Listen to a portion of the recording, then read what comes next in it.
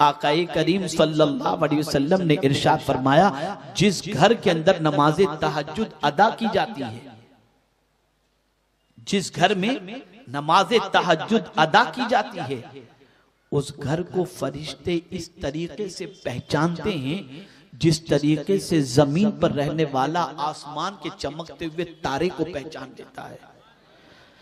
यानी जमीन पर इंसान रह रहा है, निगाह उठाकर आसमान के तारे को देखता है तो पहचान लेता है कि ये तारा है, इसलिए कि तारा चमकता है।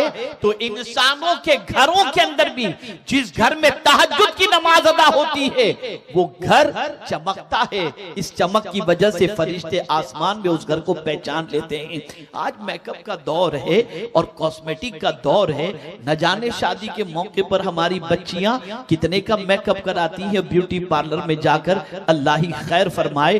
बाप न जाने कितने पैसे लुटाता नजर आता है। मैं एक नुस्खा अता कर देता हूं, किसी मेकअप की जरूरत नहीं पड़ेगी, किसी आपको क्रीम की जरूरत नहीं पड़ेगी, किसी ब्यूटी पार्लर में जाने की जरूरत नहीं पड़ेगी। इसलिए कि याद रखें, ये कॉस्मेटिक की आइटम के बारे में पब्लिसिटी करने वाले झूठ तो बोल सकते हैं, लेकिन मदीने के ताजदार कभी झूठ नहीं बोल सकते। पैगंबर रहमत ने फरमाया, जो रात को तहज्जुद की नमाज अदा करता है, अल्लाह दिन में उसके चेहरे को मुनव्वर कर दिया करता है। चेहरे को रोशन करना है, मुनव्वर करना है तो तहज्जुद की नमाज पढ़ो। पूरी पूरी रात व्हाट्सएप पर और फेसबुक पर चैटिंग में लगे हो और यूट्यूब पर गंदगी का ढेर अपनी आंखों से देखते हो, कहां से रोशनी आंखों के अंदर आएगी? चेहरे पर नूर कहां से आएगा? अगर नूर चाहते हो तो रहमत आलम के फरमान पर अमल करो, चेहरा मुनव्वर हो जाएगा।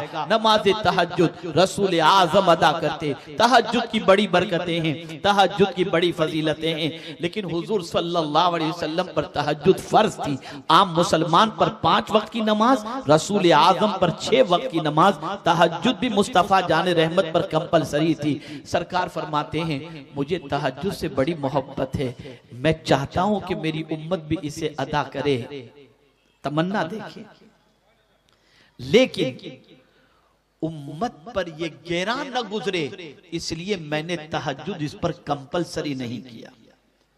मेरी उम्मत तकलीफ में न पड़ जाए कि अगर मैं तहज्जुद को कंपलसरी कर दूं तो कहीं रात को उठना मेरी उम्मत के लिए दुश्वार हो और मेरी उम्मत दुश्वारी की वजह से तहज्जुद छोड़ दे।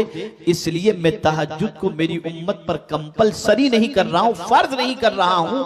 अल्लाह अज़्ज़ व जल्ल तौफीक दे तो उठ करके बंदा नमाज अदा करे, तहज्जुद पढ़े, ये उसके लिए बाइसे सवाब है, लेकिन कंपलसरी नहीं। सरकार हमारी नींद का ख्याल करते हैं कि कहीं ऐसा न हो मेरी उम्मत को नींद तोड़ना तकलीफ हो जाए, इसलिए हुजूर ने तहज्जुद को हम पर कंपलसरी नहीं किया।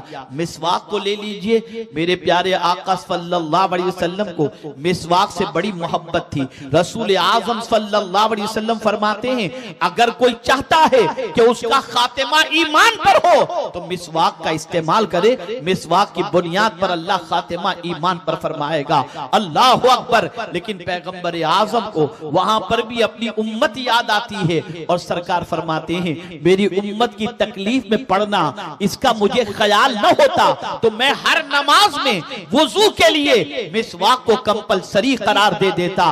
रसूल आज़म को हमारी तकलीफ का इतना ख्याल है कि हम तकलीफ में न पड़ जाएं, इसलिए बहुत सारी चीजों को सरकार ने कट ऑफ कर दिया।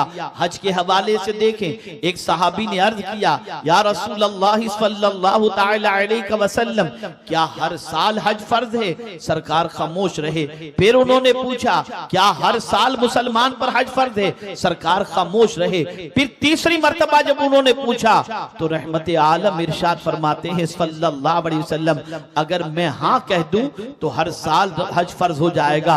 लेकिन परवरदिगार जल्ल जलालहू के प्यारे हबीब सल्लल्लाहु अलैहि वसल्लम इस इरशाद के जरिए पूरी दुनिया को पैगाम देना चाहते हैं कि मैं मोहताज नबी बन करके नहीं आया, मैं मुख्तार बन करके आया हूं।